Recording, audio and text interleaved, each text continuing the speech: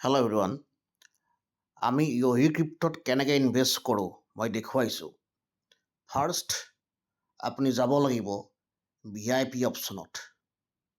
ইয়াত ফাৰ্মিং চলি আছে। ফাৰ্ষ্ট যাব আপুনি VIP অপশ্যনত।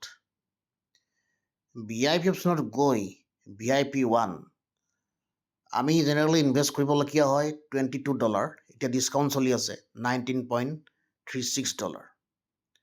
ইয়াত বাই আমি ক্লিক কৰিম। বাই কৰাৰ পিছত আমি কণ্টিনিউ ক্লিক কৰিম। কণ্টিনিউ ক্লিক কৰাৰ পিছত যিটো ছেকেণ্ড অপশ্যন আছে 19.36 USDT, ইয়াত টেথাৰ USDT ইয়াত চিম্বল লিখা আছে। আমি ক্ৰিপ্টত ইয়াতে ক্লিক কৰিম। তাৰপিছত আমি আহিম BNB স্মাৰ্ট চেইন। এইটো BNB প্ৰজেক্ট হয়, গতিকে আমি BNBত আমি ক্লিক কৰিম। ক্লিক কৰাৰ পিছত এইটো যিটো BNB স্মাৰ্ট চেইনৰ যিটো কণ্ট্ৰেক্ট আছে, মই কণ্ট্ৰেক্টটো ইয়াতে ক্লিক কৰিম। ক্লিক কৰাৰ পিছত মই যাম ট্ৰাষ্ট ৱালেটত। ট্ৰাষ্ট ৱালেটত আমি গৈ আমি USDT BNB smart chain already মই ইয়াত ইনষ্টলেশ্যন কৰা আছে। মই ক্লিক কৰিম।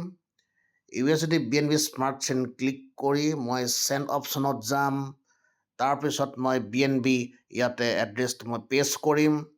এমাউণ্টটো লিখিম মই 19.36 মই এমাউণ্ট লিখিম 19.36। তাৰপিছত ইয়াতে যেতিয়া মই চেণ্ড কৰি দিম, ইয়াৰ পৰা যিটো পে'মেণ্ট আছে পে'মেণ্টটো আপোনাৰ গুচি যাব ডাইৰেক্টলি ইয়হি ক্ৰিপ্টত গুচি যাব আৰু অলৰেডি আপোনাৰ ইনভেষ্টমেণ্ট হৈ যাব।